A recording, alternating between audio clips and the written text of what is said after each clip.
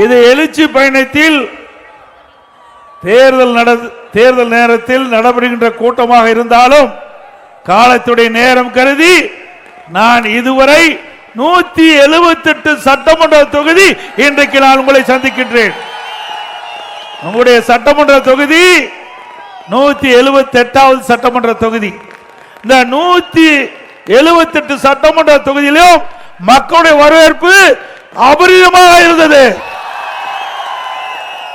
இந்த 177க்கு பிறகு 178வது எழுச்சி பயணம் திருத்தணி சட்டமன்ற தொகுதியிலே நடைபெற்றுக் கொண்டிருக்கிறது. இங்குதான் அதிக அளவு மக்கள் வெள்ளத்தை பார்க்கின்றேன். அடுத்த ஆண்டு நடைபெறுகின்ற சட்டமன்ற பொது தேர்தலில் திருத்தணி சட்டமன்ற தொகுதி அதிமுக வேட்பாளர் வெற்றி பெற்று விட்டார். இது எழுச்சி பயண நிகழ்ச்சிகள் அல்ல, வெற்றி விழா பொதுக்கூட்டம் போல் காட்சி அளிக்கிறது. நான் வருகின்ற வழியிலே பார்த்தேன், மக்கள் வெள்ளத்தில் நீந்தி உங்களை வந்து சந்தித்திருக்கின்றேன். மக்களுடைய ஆரவார எழுச்சி வெற்றிக்கு அறிகுறி. கிராமத்திலே ஒரு பழமொழி சொல்லுவார்கள், விவசாயிகள் விளையும் பயிர் முளையிலே தெரியும் என்று சொல்வார்கள். நம்முடைய வெற்றி நம்முடைய எழுச்சியிலே பார்க்க முடிகிறது. இன்றைக்கு யாரோ பேசிக் கொண்டிருக்கின்றார்கள், புதிதாக கட்சி தொடங்குவது பேசுகிறார். ஏற்கனவே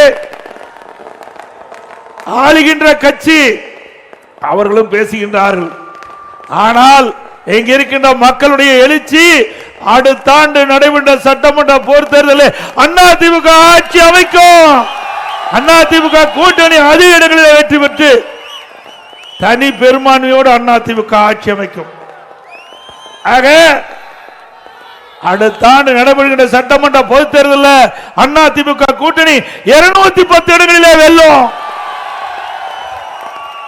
இன்றைக்கு திராவிட முன்னேற்ற கழகம் ஆட்சி பொறுப்பேற்று 2.25 ஆண்டு காலம் ஆகிறது. விவசாயிகளுக்கு நன்மை கிடைச்சதா? விவசாயி தொழிலாளிக்கு நன்மை கிடைச்சதா? நெசவாளருக்கு நன்மை கிடைச்சதா? அவர்களுடைய குடும்பம் மட்டும் வளமானது. திராவிட முன்னேற்ற கழகம் தலைவர் ஸ்டாலின் குடும்பம் மட்டும் வளமானது. சிந்தித்து பாருங்கள்.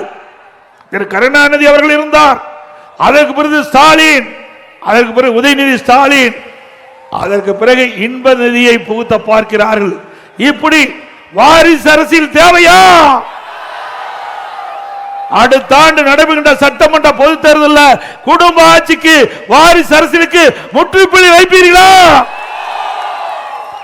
இது என்ன மன்னர் பரம்பரையா?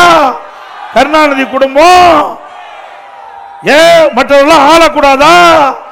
இங்க இருக்கின்றவர்கள் யார் வேணாலும் நாட்டை ஆளக்கூடிய தகுதி படைத்தவர்கள்.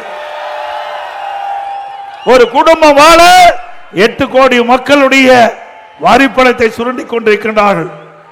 ஆக அந்த ஒரு குடும்பம் வாழ்வதற்கு மக்களை வாட்டி வதைத்துக் கொண்டிருக்கின்றார்கள். அப்படிப்பட்ட ஆட்சி தொடர வேண்டுமா? சிந்தித்து பாருங்கள்.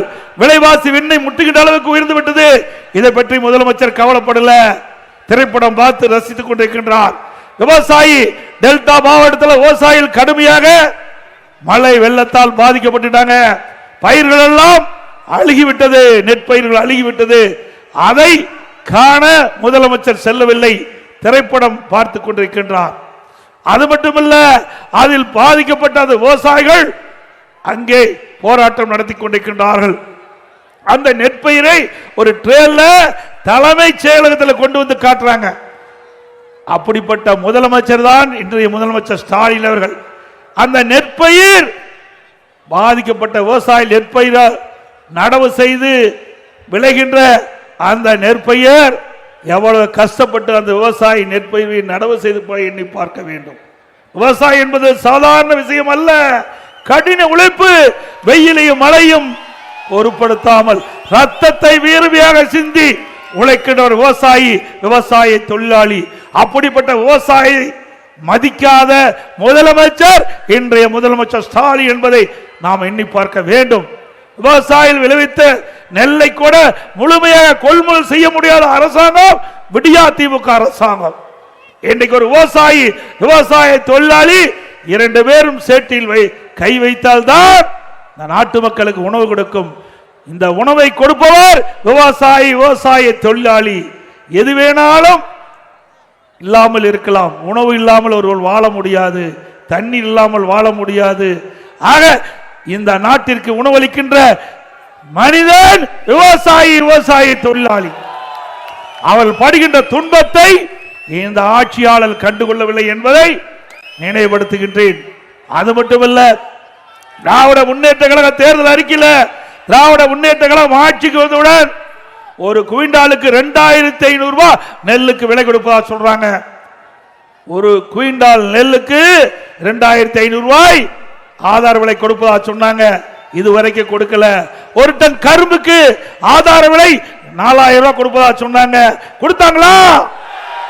இப்படி விவசாயிகளை ஏமாற்றி வாக்குகளை பெற்று ஆட்சிக்கு வந்த பிறகு விவசாயிகளுக்கு துரோகம் செய்கின்ற அரசு திரு ஸ்டாலின் அரசு என்பதை நாம் எண்ணி பார்க்க வேண்டும். அது மட்டுமல்ல, விவசாயிகளுக்கு அதிமுக ஆட்சி இருக்கின்ற பொழுது 2 முறை அவள் தொடக்க வேளாண் கூட்டுறவு வங்கியிலே வாங்கிய பயிர்க்கடன் தள்ளுபடி செஞ்சோம். விவசாயிகளுக்கு 24 மணி நேரம் அவருடைய மின் மோட்டார் இயங்குவதற்கு தடையில்லா மின்சாரம் கொடுத்தோம், மும்முனை மின்சாரம் கொடுத்தோம். அதையும் நீங்க நிறுத்திட்டீங்க.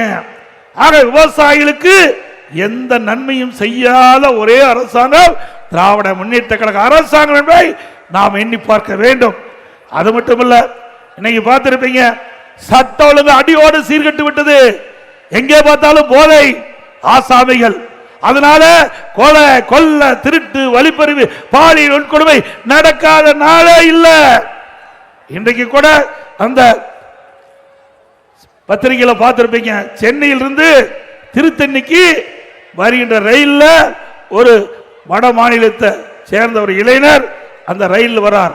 அந்த ரயில் வருகின்ற பொழுது ரீல்ஸ் எடுத்துக்கொண்டு 4 சிறுவர்கள் துன்பப்படுத்துறாங்க. பிறகு அவர் ரயிலிருந்து இறங்கி நடந்து போகும்போது அவரை கடுமையாக கொடூரமாக அந்த வீச்சு அருவாளால் தாக்கப்பட்டு அவர் துடிதுடிக்க இருக்கிறார். எல்லா வலைதளங்களும் வந்திருக்குது. அந்த காட்சி பதைக்கிறது. சிந்தித்து பாருங்கள். நாட்டு மக்களுக்கு பாதுகாப்பு இல்ல, சிறுமிக்கு பாதுகாப்பு இல்ல, பாட்டிமாருக்கு கூட பாதுகாப்பு இல்லாத ஒரே ஆட்சி அவள ஆட்சி, திமுக ஆட்சி.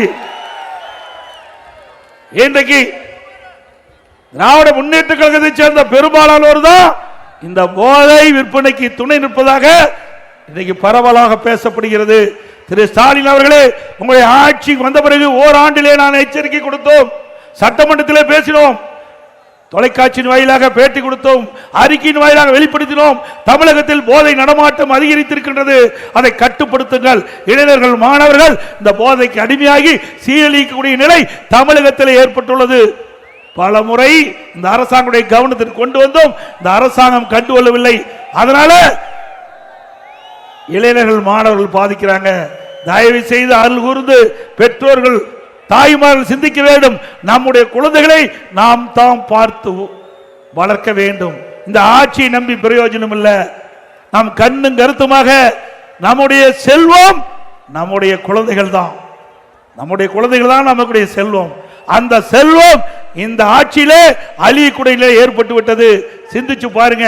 திருநெல்வேலியில ஒரு பள்ளிக்கூடத்தில் 9ஆம் வகுப்பு படிக்கின்ற மாணவி சரக்கு சாப்பிடுறாங்க. 9ஆம் வகுப்பு மாணவி, எல்லா தொலைக்காட்சியிலையும் பார்த்திருப்பீங்க, இன்றைக்கு மது அருந்துறாங்க. எவ்வளவு கேவலம்! 9ஆம் வகுப்பு படிக்கின்ற மாணவிகள் அந்த மது அருந்துறாங்கன்னு சொன்னா இந்த ஆட்சியில் எப்படி சட்ட ஒழுங்கு இருக்கின்றது என்பதை எண்ணி பார்க்க வேண்டும். மாணவருடைய நிலை எப்படி இருக்குது சிந்திச்சு பாருங்க. இளைஞருடைய நிலை எப்படி இருக்குது?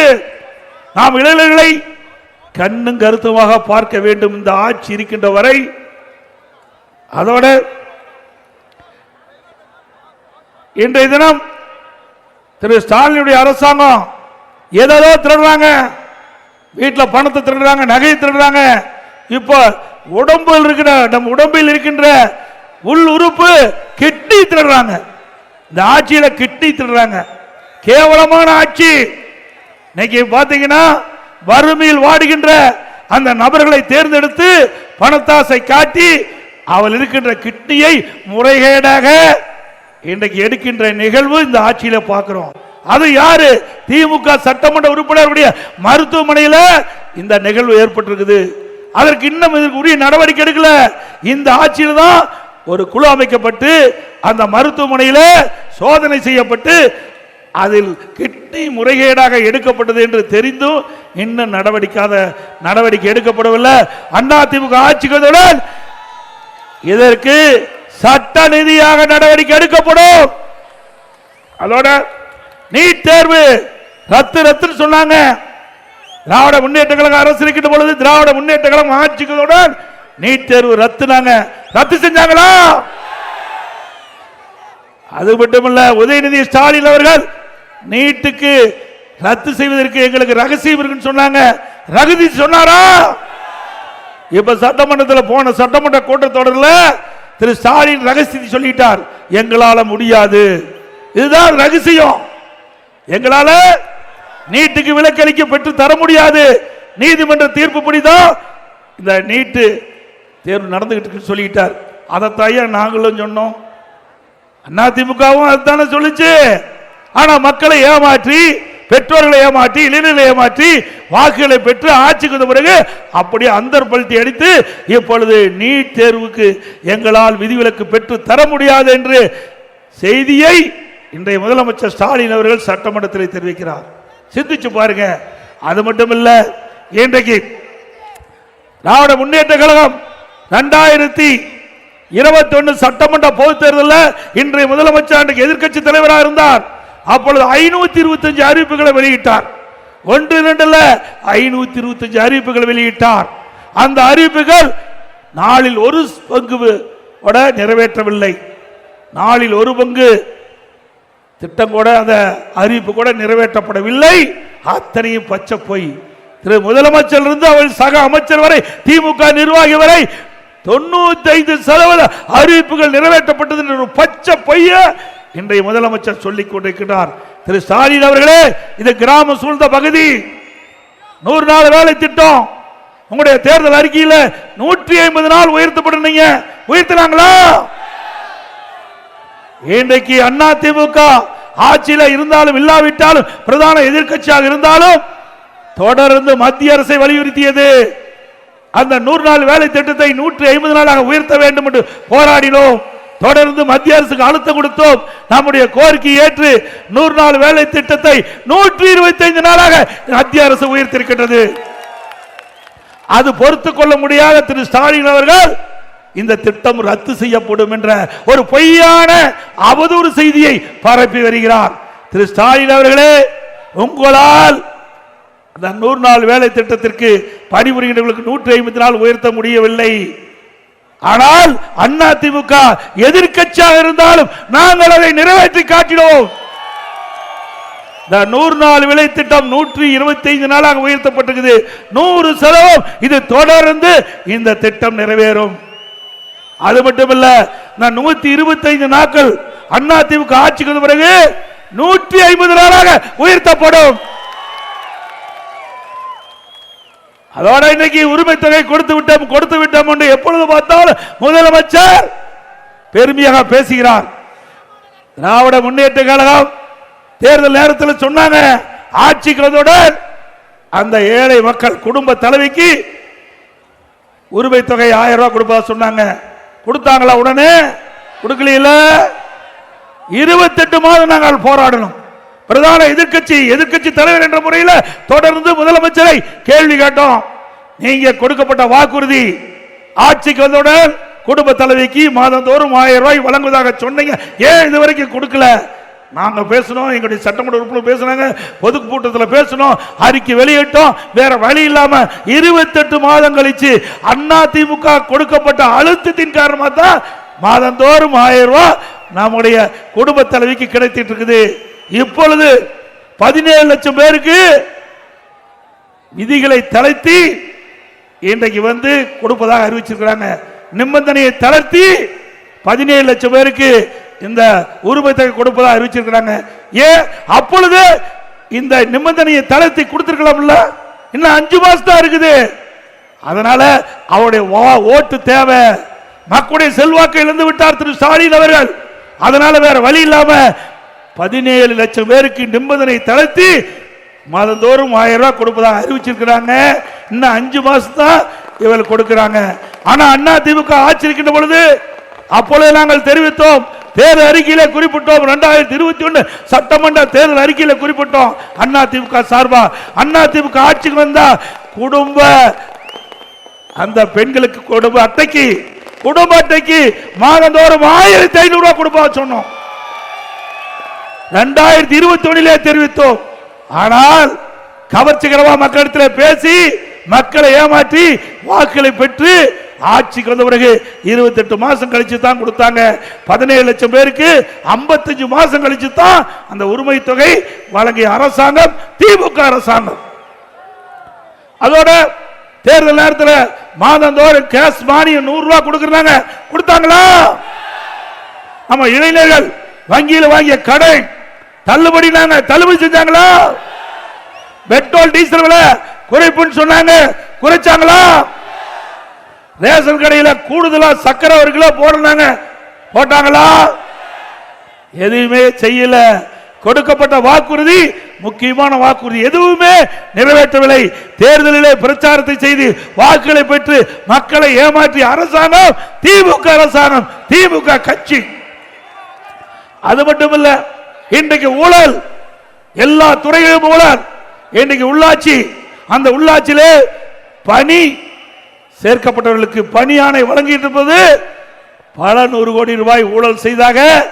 அதோட அந்த டிபார்ட்மெண்ட்ல பல ஊழல் நடைபெற்றதாக இடி கண்டுபிடிக்கப்பட்டு அரசாங்கத்துக்கு அனுப்பிச்சிருக்குது. எஃப்ஐஆர் போடணும், இதுவரைக்கும் எஃப்ஐஆர் போடல. அண்ணா திமுக ஆட்சி மனதுடன் இடி அரசாங்கத்துக்கு கொடுக்கப்பட்ட அறிக்கையின் அடிப்படையில் எஃப்ஐஆர் போடப்படும். சம்பந்தப்பட்டவர்கள் அதன் சட்டத்தின் முன் நிறுத்தப்படுவார்கள். அதோட இன்னைக்கு மின் கட்டணம் உயர்ந்து போச்சு. இன்னைக்கு நகராட்சி, பேரூராட்சி மின் கட்டணம் ஏழைகள் பாதிக்கப்படுகின்ற அளவிற்கு விலைவாசி உயர்வு.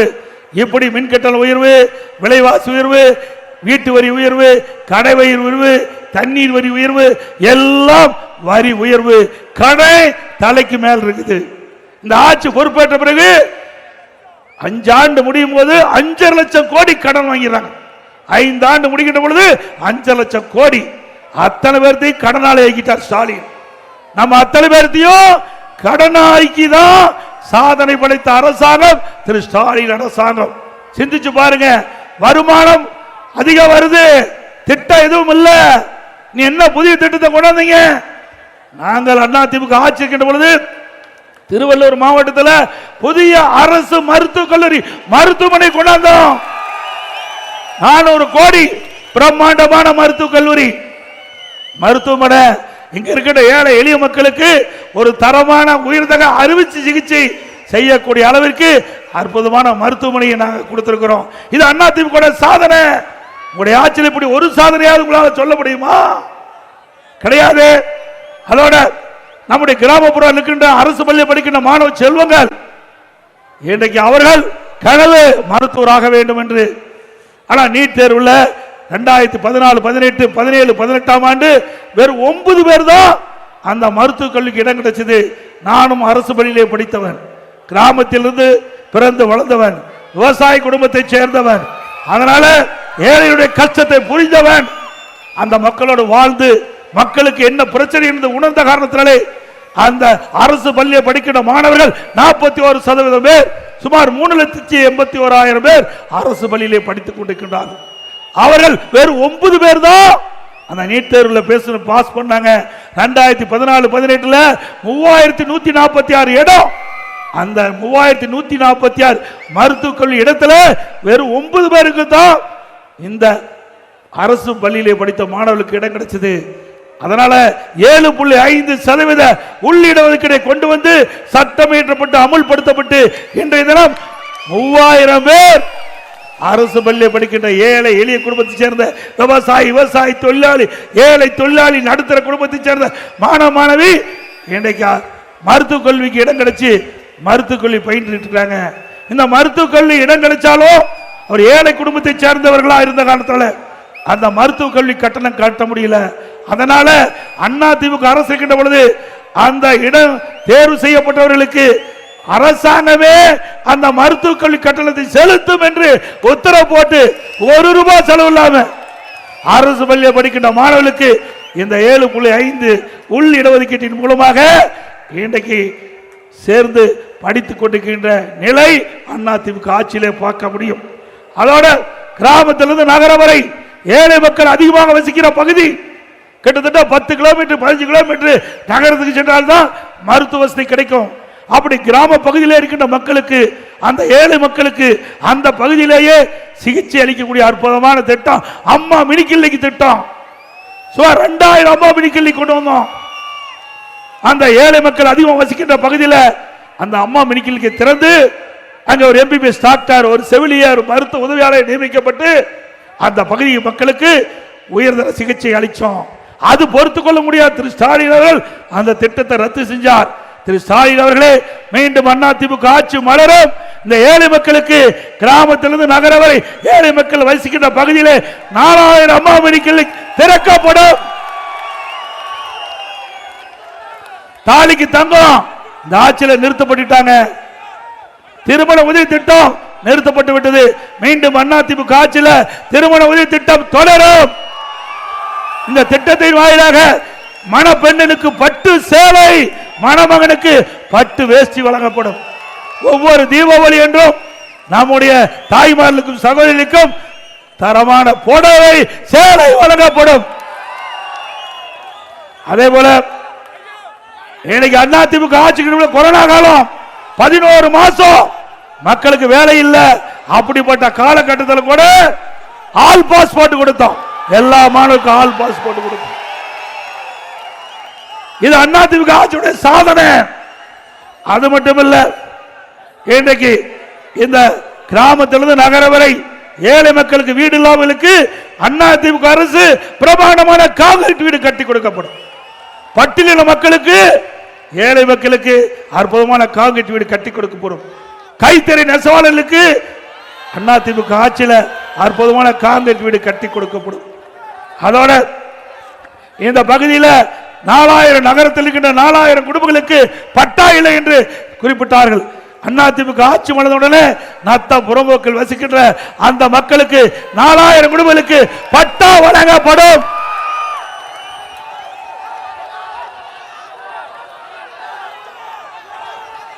லேப்டாப் கொடுக்கப்படும். அதிமுக ஆட்சி மலர்ந்தவுடன் லேப்டாப் கொடுக்கப்படும். அதிமுக ஆட்சியில் 52,30,000 மாணவ மாணவிகளுக்கு லேப்டாப் கொடுத்தோம். அதற்காக 7,350 கோடி நிதி ஒதுக்கீடு செய்யப்பட்டது. இந்த விடியா திமுக ஆட்சி பொறுப்பேற்ற பிறகு இந்த மாணவனுடைய நலன் கருதி இந்த திட்டத்தை தொடரவில்லை.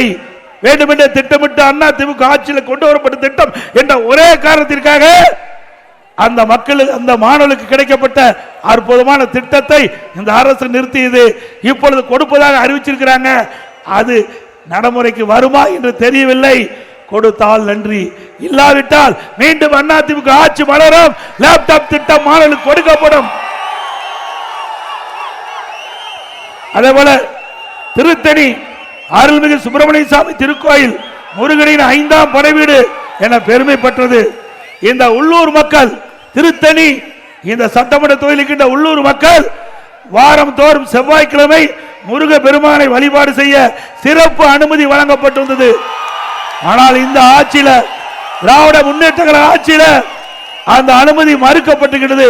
மீண்டும் அதிமுக ஆட்சி வந்தவுடன் இந்த உள்ளூர் மக்களுக்கு திருத்தணி உள்ளூர் மக்களுக்கு செவ்வாய்க்கிழமை அவர்கள் தரிசனம் செய்வதற்கு சிறப்பு அனுமதி வழங்கப்படும். அதே போல அதிமுக ஆட்சி இருக்கின்ற பொழுது நான் முதலமைச்சர் இருக்கும் போதுதான் தைப்பூசத்திற்கு விடுமுறை விட்டோம். இன்றைக்கு விசத்தறி கைத்தறி நெசவாளர் பல பேர் இந்த பகுதியில் இருக்கிறாங்க. அந்த நெசவு தொழில் இன்றைக்கு சரிந்து போயிருக்குது. மீண்டும் அதிமுக ஆட்சி வந்த பிறகு கைத்தறி தொழில் சிறக்க, விசத்தறி தொழில் சிறக்க நடவடிக்கை எடுக்கப்படும்.